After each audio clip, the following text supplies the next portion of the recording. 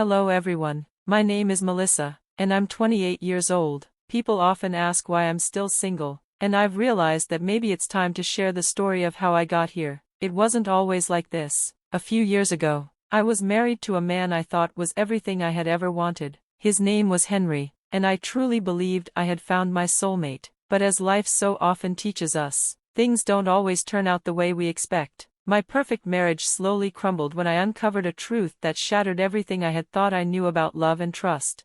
The story of how I met Henry seems like something out of a dream. At first, we weren't anything more than good friends. I remember the first time I saw him, it felt like the world stopped for a moment. He was standing there, casually chatting with a colleague, and I couldn't look away. My best friend, Julie, noticed my gaze almost immediately. One day, during lunch at work, I couldn't contain my excitement and rushed to Julie's desk. "Have you seen the new guy, Henry? He's honestly too good-looking. I can't stop thinking about him," I blurted out. Julie, ever the perceptive one, chuckled and raised an eyebrow. "Oh, trust me, I've noticed. He's definitely a catch, and by the look in your eyes, I'd say you're already half in love with him." I blushed, not quite ready to admit it. "No way, I just think he's attractive, that's all." Julie laughed. "Sure, just attractive, but hey, you two are both single, you should go for it. I mean, fate doesn't just bring someone like him into your life by accident." Her encouragement planted a seed in my mind, and after much hesitation, I decided to take a chance. During our break one day, I saw Henry struggling with the coffee machine and thought it was the perfect opportunity to strike up a conversation. "Here you go," I said, handing him a cup of coffee. "Thank you so much," he said, his warm smile making my heart race. "Hi, I'm Henry." "Hi, Henry, I'm Melissa," I replied, feeling a mix of excitement and nerves. "Would you like to grab some snacks after work? Maybe we can talk more?" Before I could second-guess myself, he smiled again. "Why not?" That was the beginning of something beautiful. We started spending more time together, and before long, I realized I had found someone who made my heart feel full. I still remember one afternoon in the park when Henry looked at me with so much love in his eyes. I couldn't help but feel like the luckiest woman in the world. We joked about how we met, sitting on that same park bench where our bond had deepened. As our relationship grew, it felt like a fairy tale. I had never felt so understood and cherished. A few months into dating, Henry turned to me one evening and said, "There's something I've been meaning to ask you, Melissa." I could feel the weight of his words as my heart began to race. "What is it, Henry?" "I love you more than anything. Will you marry me?" he asked, his voice filled with tenderness and hope.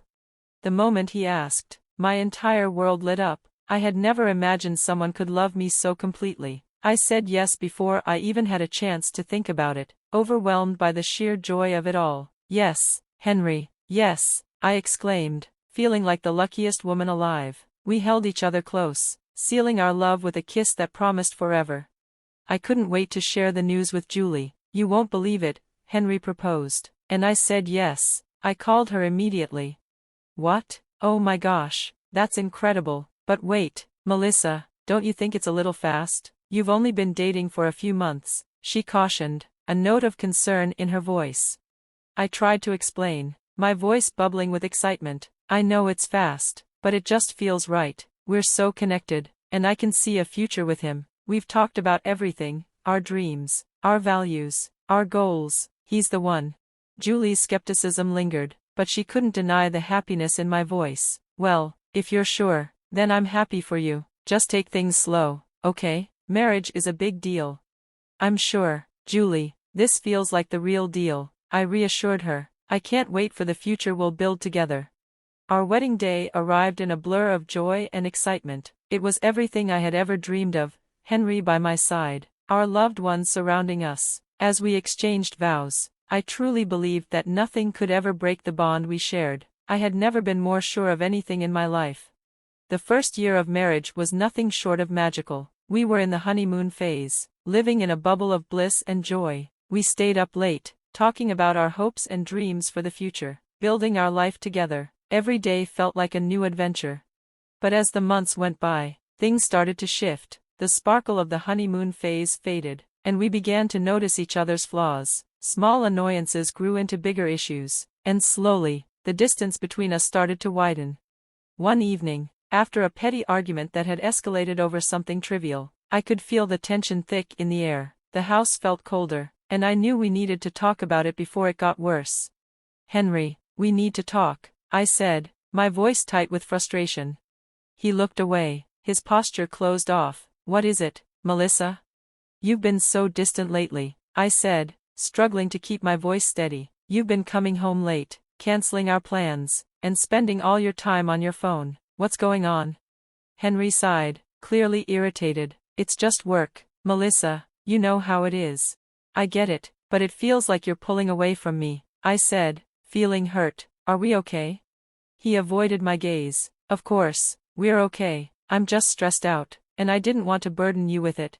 Henry, we're supposed to share everything. When you're hurting, I want to be there for you," I pleaded, trying to reach him. "Not now, Melissa, let's not make this another argument," he said, his tone dismissive. I felt my heart break. I just wanted him to talk to me, to let me in, but it seemed like he was shutting me out. A few days later, Julie noticed something was off. "You look sad, Melissa, what's going on?" she asked gently. "I don't know, Julie, I just feel like Henry is slipping away," I confessed, my voice trembling. "He's so distant, and it feels like he's hiding something."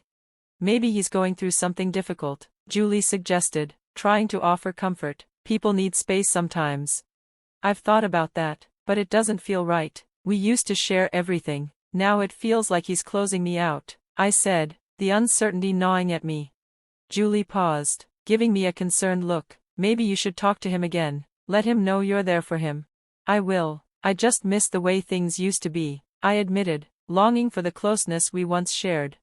Julie gave me a reassuring smile. "I'm sure you'll figure it out, Melissa. Relationships go through ups and downs, but if you both care, you'll work through it."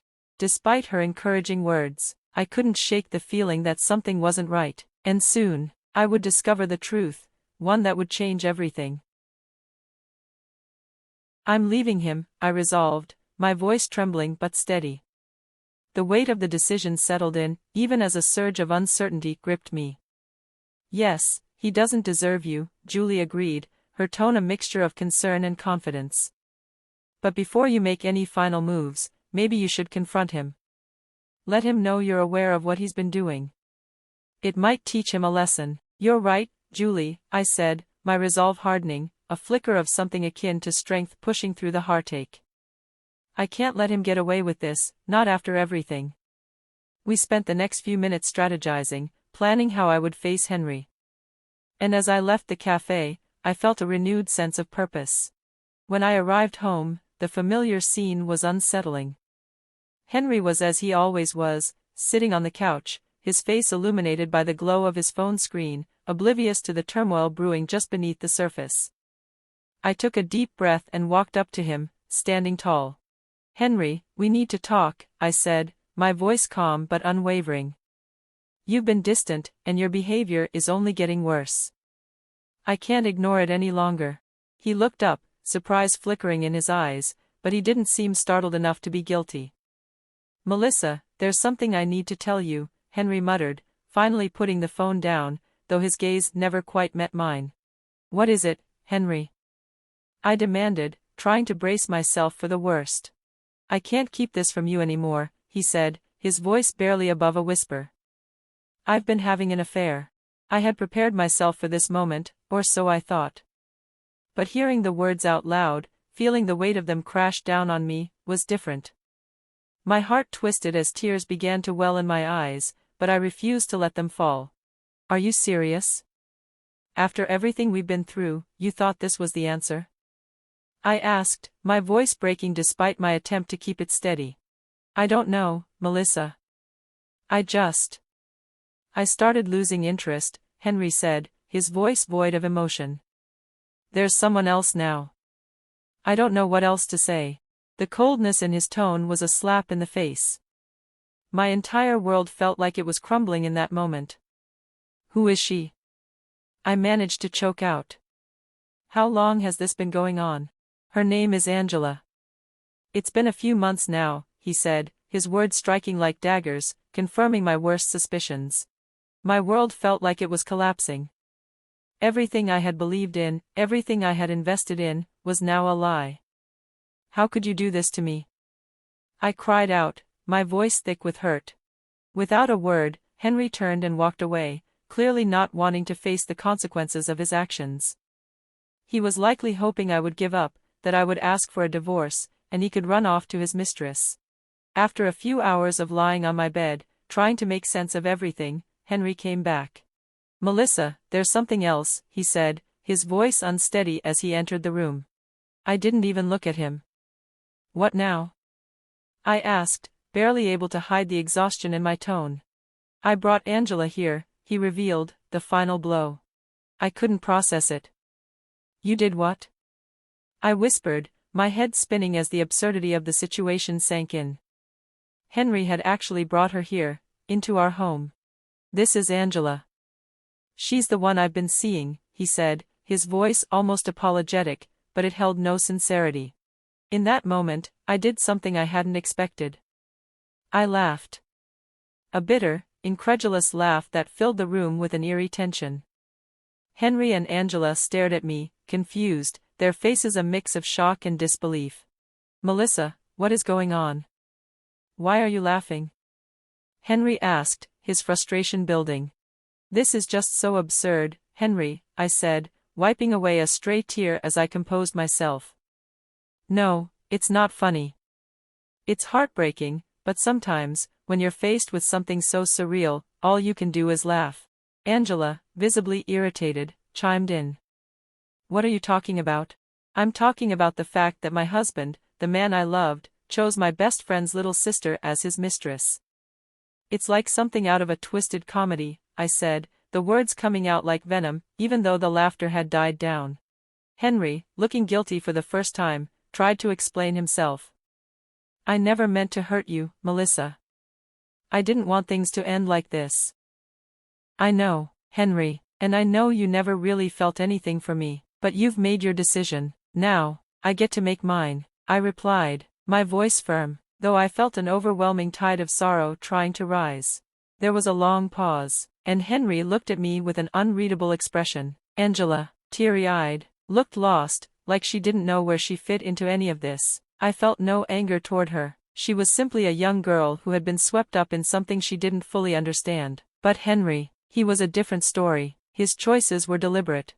And Henry, I continued, my gaze never leaving him, there's one more thing. If you've already made your choice with Angela, then there's no reason for me to stay here. It's time for us to move on.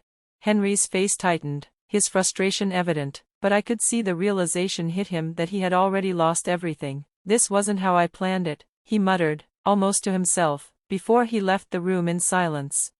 After Henry left, I grabbed my things and went to Julie's house. She had been my rock through this entire ordeal. We sat in her cozy living room, knowing Henry's call was inevitable.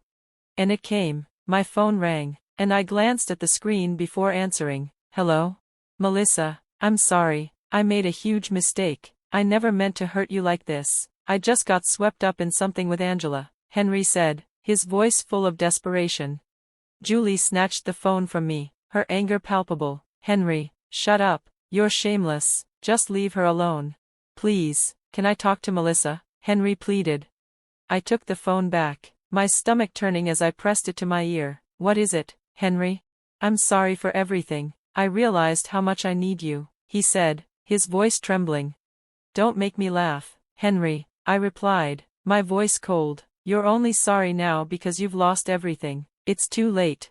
I wish you had thought about that before, I said, cutting him off, my words final. Don't expect anything from me now.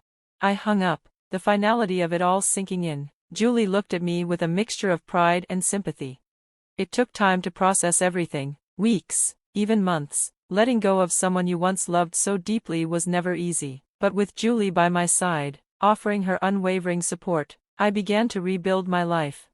I got the job I always wanted, I said one afternoon, smiling despite everything.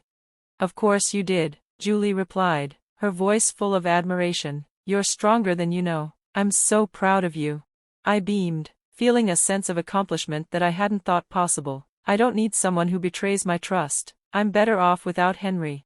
You've come a long way, Julie agreed, and I felt the weight of her words settle over me. It was only a few months later that Angela came to Julie's door. She looked broken, exhausted, as if the weight of her own choices had finally caught up with her. She hesitated at the threshold, but I saw something in her eyes, a vulnerability I hadn't seen before. With a deep breath, I nodded for her to come inside. "Julie, I need to talk to you," Angela said quietly, her voice tremulous. She looked like she had been through a war, her body language heavy with defeat. Despite everything that had happened, I knew that she, too, was struggling. As she sat down, she began to speak, her words tinged with regret. "I made a terrible mistake. I left Henry. He's bankrupt now. Everything's falling apart for him." Julie's response was immediate and harsh. "And why should we care? I know I hurt you both, and I regret it every day," Angela said, her voice cracking, "but I don't have anywhere else to go. I want to fix things, somehow." "Angela, you chose this path," Julie said, her anger still simmering. "I can't forget how you hurt Melissa." I could feel the tension between them, but I couldn't ignore the empathy stirring within me. "Julie, please, let her explain," I urged. Angela's voice wavered as she pleaded. "I know I don't deserve forgiveness, but family should stick together. I have nowhere else to go." Julie's face softened, but her words were still firm. "I need time to think about all of this. This isn't something I can just forgive right away." Angela left shortly after, and I hoped that, in time, Julie might find peace, even if she couldn't forgive her. The real fault lay with Henry, and he was already facing the consequences of his actions. As for me, the road to healing would be long, but I had learned to rely on my strength and independence.